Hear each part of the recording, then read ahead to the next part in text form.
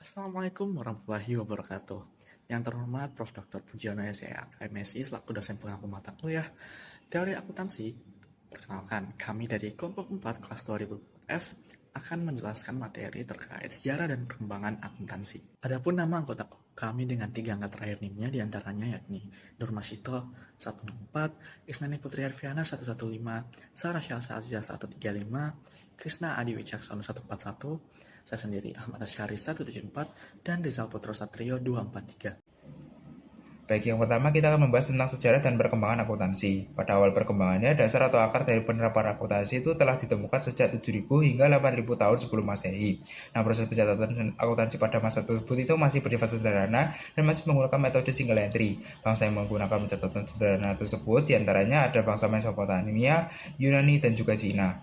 Lalu pada sekitar tahun 1494 Masehi terdapat biarawan sekaligus ahli ekonomi yang berasal dari Italia yang bernama Luca Pacioli yang mulai mempopulerkan pembukuan berpasangan atau double entry bookkeeping. Luca Pacioli menjelaskan tentang menggunakan debit dan kredit untuk menjamin sistem pembukuan berpasangan atau double entry, serta ia juga menganjurkan perhitungan laba secara periodik, serta penutupan pembukuan. Semua informasi tersebut ia tulis pada buku yang berjudul Summa di Arithmetica Geometrica Proportioni et Proportionalita.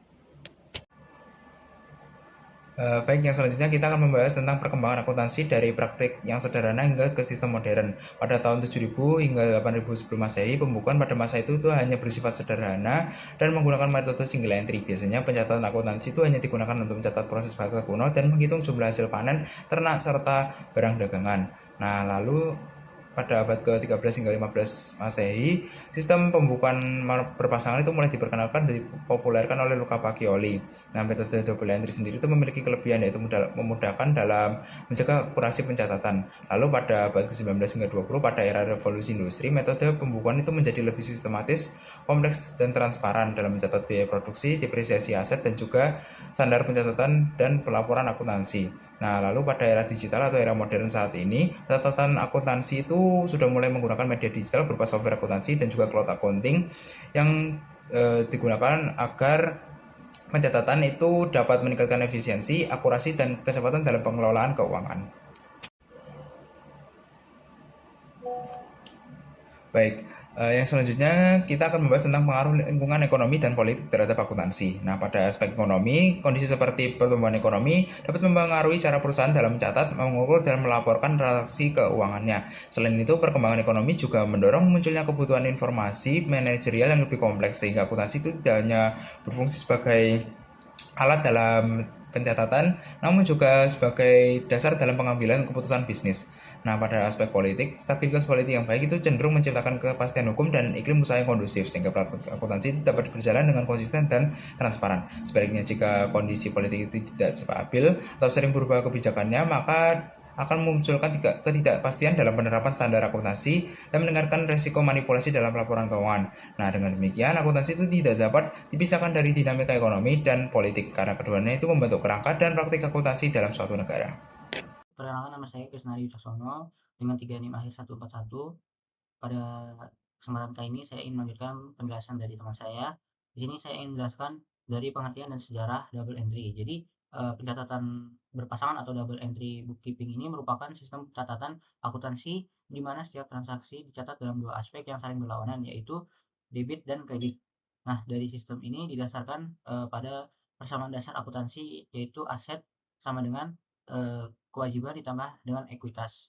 Kemudian, menurut Bill Kawi, sistem ini mulai berkembang secara sistematis pada abad ke-15 melalui karya Luca Pacioli yang mendokumentasikan praktik akuntansi pedagang Italia. Nah, double entry ini tidak hanya berfungsi sebagai teknik pencatatan, tetapi juga sebagai mekanisme pengendalian internal yang memungkinkan, pengecekan keseimbangan transaksi secara, matematis. Selanjutnya di sini, alasan double entry menjadi dasar akuntansi modern. Nah, double entry ini menjadi fondasi akuntansi modern karena mampu mencerminkan realitas ekonomi secara lebih komprehensif. Jadi setiap transaksi tidak dipandang secara tunggal, melainkan sebagai hubungan sebab akibat antar akun. Nah, BLKW ini menekankan bahwa sistem ini memungkinkan pengukuran laba, posisi keuangan, serta perubahan modal secara konsisten. Selain itu, pencatatan berpasangan menyediakan struktur logis bagi pengembangan standar akuntansi dan teori pelaporan keuangan yang lebih maju. Kemudian yang terakhir ini dampaknya terhadap keandalan laporan keuangan. Jadi dampak utama dari double entry terhadap laporan keuangan yaitu meningkatnya keandalan atau reliability dan objektivitas informasi akuntansi. Karena setiap transaksi harus seimbang, kesalahan pencatatan dapat lebih mudah dideteksi. Di sini juga BLKUI menjelaskan bahwa sistem ini memperkuat kredibilitas laporan keuangan, meningkatkan kepercayaan pengguna, serta menjadi dasar bagi proses audit dan verifikasi independen. Dengan demikian, double entry berperan penting dalam menjaga integritas informasi keuangan. Selanjutnya kita akan membahas mengenai alasan perlunya prinsip akuntansi. Nah, jadi prinsip akuntansi itu diperlukan untuk mengurangi perbedaan dalam praktik pencatatan dan pelaporan keuangan. Tanpa prinsip yang jelas, setiap perusahaan dapat menggunakan cara sendiri, sehingga informasi keuangan menjadi tidak seragam dan sulit untuk dibandingkan. Nah, selanjutnya pembahasan mengenai perkembangan standar akuntansi. Jadi pada awalnya akuntansi itu lahir dari kebiasaan praktik bisnis sehari-hari, yaitu mencatat transaksi seperti penjualan, pembelian, dan utang piutang. Pencatatan tersebut masih bersifat sederhana dan berbeda-beda antar pelaku usaha tergantung dengan kebutuhan masing-masing. Lalu seiring berkembangnya dunia usaha, kebutuhan bisnis pun menjadi lebih kompleks, melibatkan lebih banyak transaksi, modal besar, serta pihak eksternal seperti investor dan kreditur. Nah, kondisi ini menuntut adanya aturan yang lebih formal dan seragam agar informasi keuangan dapat dipahami dan dipercaya. Nah, dari sinilah praktik akuntansi berkembang menjadi prinsip dan akhirnya ditetapkan sebagai standar akuntansi yang digunakan secara luas. Berikutnya yaitu peran lembaga penyusunan standar akuntansi. Nah, menurut Wolf, penyusunan standar akuntansi tidak bersifat netral karena melibatkan berbagai kepentingan ekonomi dan juga politik. Oleh karena itu, lembaga penyusun standar akuntansi tidak hanya berfungsi teknis, tetapi juga menjadi penengah antara berbagai pihak yang berkepentingan. Nah, peran dari lembaga penyusun standar itu antara lain, yang pertama menyusun dan menetapkan prinsip serta standar akuntansi sebagai pedoman resmi dalam penyusunan laporan keuangan. Yang kedua, menyeimbangkan kepentingan berbagai pihak seperti manajemen, investor, kreditur, pemerintah, dan masyarakat. Yang ketiga, menghasilkan standar yang dapat diterima secara luas, sehingga dapat diterapkan secara konsisten dan berkelanjutan. Nah, dengan adanya lembaga ini, laporan keuangan menjadi lebih andal dan memiliki legitimasi. Baik, di sini saya akan menjelaskan materi terkait akuntansi dan kapitalisme. Akuntansi tidak hanya dipahami sebagai teknik pencatatan transaksi keuangan, tetapi juga dipahami sebagai praktik sosial yang perkembangannya berkembang seiring dengan sistem ekonomi yang berlaku. Dalam konteks modern, akuntansi dan kapitalisme ini sangat berkaitan erat. Oleh karena itu, untuk memahami teori akuntansi secara komprehensif, penting untuk mengkaji hubungan antara akuntansi dan kapitalisme, peran akuntansi dalam pengukuran laba dan kinerja, serta posisi akuntansi sebagai alat ekonomi yang tidak sepenuhnya netral. Hubungan antara akuntansi dengan sistem kapitalisme.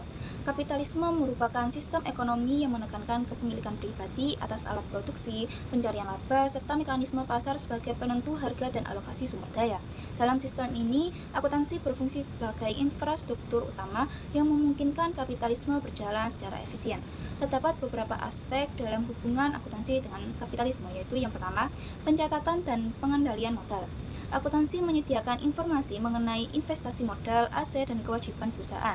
Informasi ini penting bagi pemilik modal untuk menilai keamanan dan potensi pengembalian dari dana yang mereka tanamkan. Yang kedua, akuntabilitas kepada pemilik modal. Dalam kapitalisme, pemisahan antara pemilik dan pengelola perusahaan semakin jelas. Akuntansi menjadi alat pertanggungjawaban manajemen kepada pemilik modal melalui laporan keuangan. Dan yang ketiga, pendukung pengambilan keputusan. Informasi akuntansi digunakan untuk menentukan keputusan investasi, ekspektasi usaha, efisiensi biaya, serta strategi bersaing di pasar. Tanpa sistem akuntansi yang terstruktur, mekanisme pasar kapitalis sulit berjalan secara optimal. Peran akuntansi dalam pengukuran laba dan kinerja.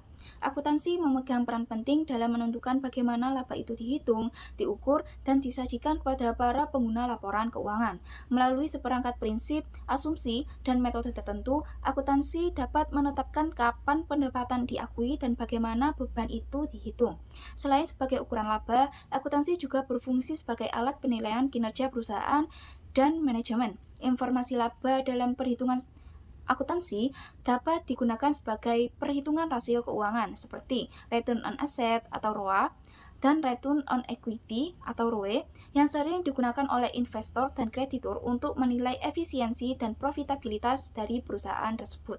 Akuntansi sebagai alat ekonomi bukan sistem netral. Secara tradisional, akuntansi sering dianggap sebagai sistem yang netral, objektif, dan bebas nilai. Namun, dalam perspektif teori akuntansi kritis, pandangan tersebut mulai dipertanyakan. Yang pertama, akuntansi dipengaruhi kepentingan ekonomi. Standar akuntansi disusun dalam konteks lingkungan ekonomi dan politik tertentu, yang seringkali lebih mengakomodasikan kepentingan pemilik modal dan pasar keuangan dibandingkan kepentingan pihak lain seperti pekerja dan masyarakat luas. Yang kedua, pilihan kebijakan akuntansi bersifat subjektif. Walaupun diatur oleh standar akuntansi, praktik akuntansi tetap melibatkan pertimbangan dan estimasi manajemen. Hal ini membuka ruang bagi praktik seperti manajemen laba yang dapat menguntungkan pihak tertentu. Dan yang ketiga, akuntansi membentuk realitas ekonomi. Akuntansi tidak hanya mencerminkan realitas ekonomi, tetapi juga membentuknya. Apa yang diakui dan diukur dalam laporan keuangan akan dianggap penting, sementara aspek yang tidak diakui, misalnya dampak sosial dan lingkungan, seringkali diabaikan. Dengan demikian, akuntansi lebih tepat dipahami sebagai alat ekonomi dan sosial yang syarat nilai, bukan sebagai sistem yang sepenuhnya netral. Baik, selanjutnya kita akan membahas mengenai relevansi sejarah akuntansi. Nah, di sini kita akan membahas bagaimana teori akuntansi itu dapat berkembang dari zaman dahulu hingga dapat kita gunakan di era yang seperti ini. Jadi pada dasarnya, teori akuntansi itu tidak berasal dari sebatas pemikiran abstrak, melainkan berasal dari timeline yang lumayan kompleks, tapi dapat disederhanakan seperti ini. Ketika suatu aksi itu dilakukan secara berulang, kemudian muncul permasalahan. Nah, dari permasalahan tersebut dirumuskan solusi yang kemudian dituangkan dalam prinsip maupun teori akuntansi.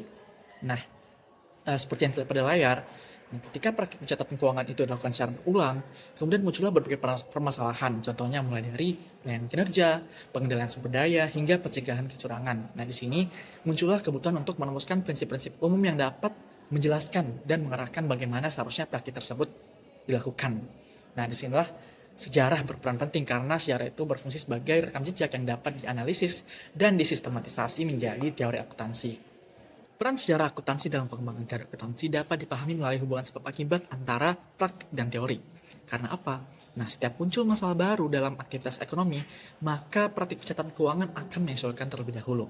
Setelah praktik tersebut digunakan secara luas dan berulang, barulah muncul upaya untuk menuliskan konsep, asumsi, dan prinsip yang dapat menjelaskan mengapa praktik tersebut dianggap tepat. Dengan demikian, teori akuntansi berfungsi sebagai kerangka konseptual yang merangkum pengalaman historis praktik akuntansi sekaligus menjadi alat evaluasi untuk menilai apakah praktik yang ada masih relevan dan rasional. Sehingga ketika praktik akuntansi tidak memenuhi kebutuhan pengguna laporan keuangan atau bahkan menimbulkan kesalahpahaman, maka teori akuntansi dikembangkan untuk memberikan dasar yang logis bagi perbaikan tersebut. Oleh karena itu, teori akuntansi saat ini tidak dapat dilepaskan dari sejarah karena teori tersebut menjadi jembatan yang menghubungkan antara pengalaman masa lalu dengan praktik laporan keuangan yang diterapkan sekarang. Selain itu, sejarah juga menjelaskan mengapa akuntansi modern sangat menekankan pada standar, transparansi, dan akuntabilitas. Karena berbagai perubahan dalam praktik akuntansi menunjukkan bahwa tanpa adanya kerangka teori yang jelas, praktik laporan keuangan cenderung tidak konsisten dan mudah disesuaikan dengan kepentingan tertentu. Teori akuntansi kemudian digunakan sebagai dasar untuk merumuskan standar yang bertujuan untuk membatasi fleksibilitas berlebihan dalam praktik sekaligus memastikan bahwa informasi yang disajikan tetap relevan dan dapat dipercaya. Dengan demikian, praktik akuntansi saat ini merupakan implementasi langsung dari teori yang dibangun berdasarkan pengalaman historis. Jadi, pelajaran penting yang dapat diambil dari perubahan dan perkembangan akuntansi adalah bahwa akuntansi itu bersifat dinamis dan tidak akan pernah berhenti untuk berkembang. Dalam konteks akuntansi internasional, isu utama terletak pada perbedaan praktik akuntansi antar negara. Seperti dalam laporan keuangan, ada perbedaan dalam pengakuan pendapatan, kemudian metode penyusutan, dan pengelolaan aset. Nah, perbedaan ini tidak muncul begitu saja, tetapi dipengaruhi oleh berbagai faktor, di antaranya yaitu faktor budaya, ekonomi, dan politik. Dari sisi budaya, ada negara yang lebih mengutamakan konservatif pada pelaporan, sementara negara lain lebih mementingkan transparansi. Secara ekonomi, negara yang berkembang dan maju memiliki kebutuhan pelaporan yang berbeda. Namun dari sisi politik dan pemerintahan, kebijakan yang diterapkan oleh pemerintah akan menentukan standar akuntansi yang diterapkan dalam negara tersebut. Untuk mengatasi perbedaan tersebut, dibutuhkanlah harmonisasi akuntansi internasional melalui IFRS. IFRS bertujuan untuk menyatukan segala praktik akuntansi yang beragam sehingga laporan keuangan yang disajikan dapat terpercaya oleh investor global di dunia. Meskipun penerapannya saat ini masih mendapat banyak tantangan, namun melalui langkah harmonisasi ini dapat meningkatkan kepercayaan para investor dan meningkatkan ekonomi global. Itulah tadi yang dapat kami sampaikan, semoga dapat dipahami dan menjadi manfaat bagi kita semua. Sekian, mohon maaf apabila ada salah kata. Terima kasih atas perhatiannya. Assalamualaikum warahmatullahi wabarakatuh.